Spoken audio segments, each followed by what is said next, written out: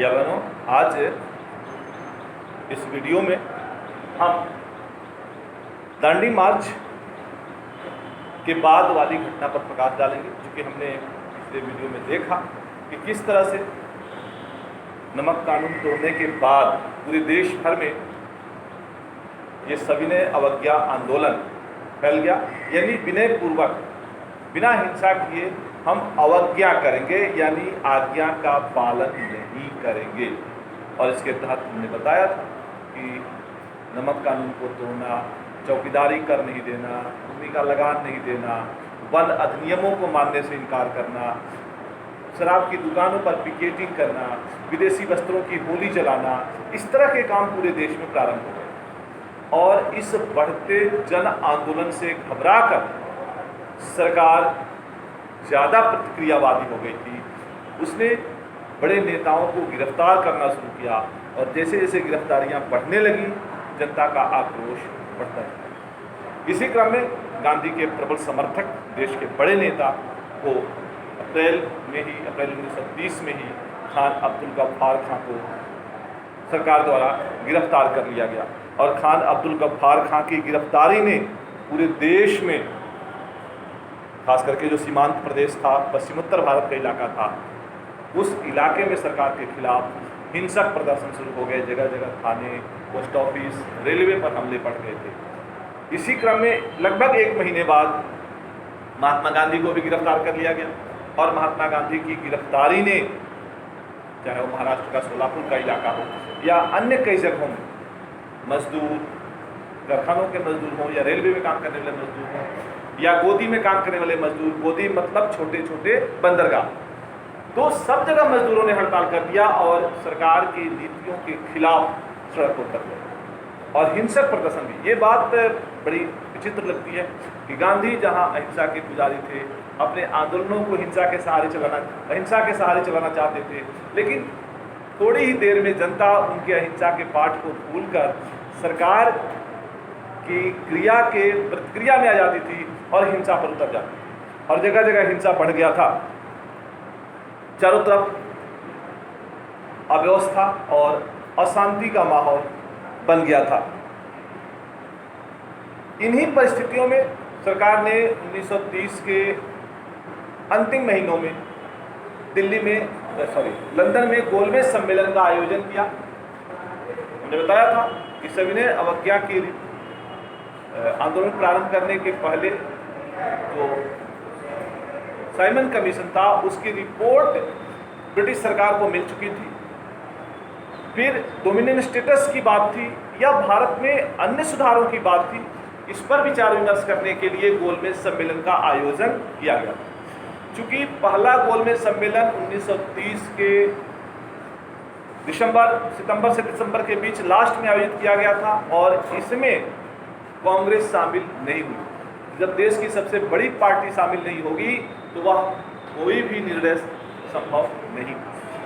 ऐसी परिस्थिति में ब्रिटिश सरकार का भारत की सरकार पर दबाव बढ़ा कि वे हर हाल में कांग्रेस को अगले सम्मेलन में शामिल करने के लिए राजी करें। और फिर लॉर्ड इरविन और गांधी के बीच चली लंबी बातचीत का परिणाम हुआ कि 5 मार्च 1931 को गांधी इरविन समझौता हो गया।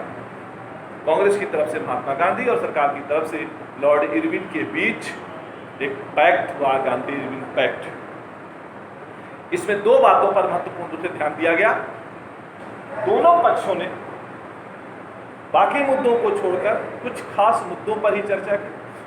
गांधी जी ने पहला निर्णय लिया कि हम आंदोलन स्थगित करेंगे और दूसरा कि दूसरे गोलमेज सम्मेलन में कांग्रेस हिस्सा लेगी, भाग लेगी, बातचीत में शामिल होगी। दूसरी तरफ सरकार की तरफ से भी गवर्नर जनरल ने एक आश्वासन दिया कि जितने भी राजनीतिक बंदी हैं, यानी धरना प्रदर्शन में जितने लोग गिरफ्तार किए गए हैं, उनको सरकार छोड़ देगी। हिंसक प्रदर्शन में शामिल तोड़फोड़ करने वाले नेताओं को नहीं छोड़ा जाएगा, केवल धरना प्रदर्शन में शामिल नेताओं को छोड़ा जाएगा। और दूसरी बड़ी बात कि सरकार नमक कानूनों को हटाने के बारे में विचार करेगी, उस पर चिंतन करेगी। यानी सरकार की तरफ से कोई खास चीज़ भारतीयों को नहीं दी गई इतने बड़े आंदोलन को समाप्त करने के एवज में, और इसीलिए सुभाष चंद्र बोस जैसे बड़े लोग, युवा वर्ग गांधी के इस समझौते से खुश नहीं था। उस समय एक और मुद्दा देश में काफ़ी आक्रोशित कर रहा था। कुछ ही दिन पहले गांधी जी बातचीत के क्रम में ही, इधर बातचीत चल रही थी और उधर देश में सरकार के न्यायालय ने एक बड़ा निर्णय लिया था। भगत सिंह को फांसी की सजा सुनाई जा चुकी थी कैप्टन सैंडर्स मर्डर केस में। अब जनमानस का दबाव था कि अगर हम समझौता करना ही चाहते हैं ब्रिटिश सरकार से, तो हम भगत सिंह की रिहाई के आधार पर समझौता करें, रिहाई के एवज में समझौता करें। रिहाई ना हो, उनकी फांसी की सजा को कारावास की सजा में बदल दिया जाए। अब इस पर दो तरह के विचार आते हैं। एक तो विचार आता है कि गांधी जी ने इस मुद्दे को बैठक में उठाया, लेकिन इरविन ने यह कहते हुए इस मुद्दे पर चर्चा करने से इनकार कर दिया कि ये न्यायालय का मामला है और हम लोग राजनीतिक मुद्दों पर बात करने के लिए बैठे।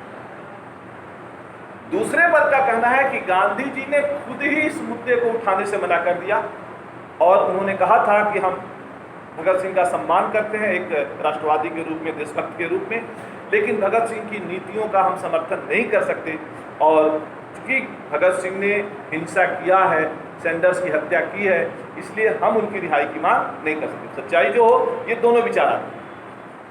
लेकिन गांधी के इस तर्क पर बहुत लोग सहमत नहीं थे, आज भी बहुत हम सहमत नहीं हैं, क्योंकि उसी गांधी जी ने कुछ ही दिन पहले देश के बहुत बड़े नेता गणेश शंकर विद्यार्थी की हत्या करने वाले एक मुस्लिम युवक की रिहाई की मांग सरकार से गांधी जी ने की थी कि वह एक